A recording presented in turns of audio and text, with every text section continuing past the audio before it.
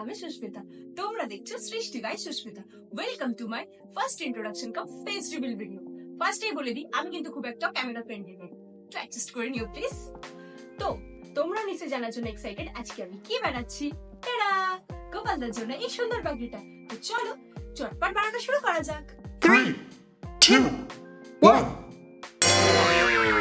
প্রথমে একটা পাতলা বোর্ড দিয়ে গোপালের মাথার মাপে এই শেলটা বানিয়ে নিলাম। এবার হট গ্লু গান দিয়ে এই সি গ্রিন কাপড় অ্যাটাচ করে নিচ্ছি।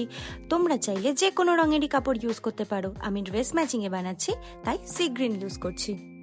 এই সরু সি গ্রিন কাপড়টা 1 বাই 1 তিনটে লেয়ারে বসিয়ে নিতে হবে, আর এমন ভাবে বসাতে হবে যেন একটুও সুতো না দেখা যায়। এবার পাগড়ির ফ্রিল বানানোর জন্য লেসটাকে হট গ্লু গান দিয়ে লাগিয়ে সঙ্গে সঙ্গে প্লিট করে ফেলতে হবে।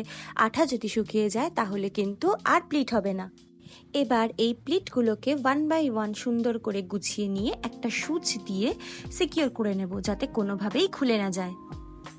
এবার পাগড়ির ওপরে অনেকটা বেশি আঠা দিয়ে এই ফ্রিলটাকে আটকে নিলাম। একটা সুন্দর গোল্ডেন লেস দিয়ে পাগড়ির পুরো বর্ডারটা এবার আমরা কভার করে নিচ্ছি। এবার একে একে আগে থেকে বানিয়ে রাখা মোটিভগুলো পাগড়িতে বসিয়ে নিচ্ছি।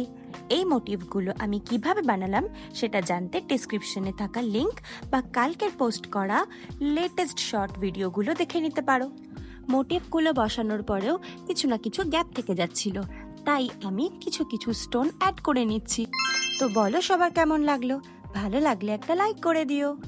তোমরাও যদি বাড়ির গোপালের জন্য এরকম পাগড়ি ট্রাই করে থাকো তাহলে আমাকে ফেসবুক বা ইনস্টাগ্রামে ইনবক্স করতে পারো, আমি দেখে নেব। আজকের ভিডিওতে কিন্তু গোপালদাকে পরিয়ে দেখাবো না কেমন লাগছে। দাঁড়াও, আগে ম্যাচিং চুড়ি বাঁশি হারটা বানিয়ে নি, তারপরে না হয় ফাইনাল লুকটা রিভিল করব।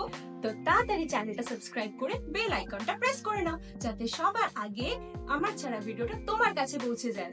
দেখা হচ্ছে পরের ভিডিওতে। হর হর মহাদেব।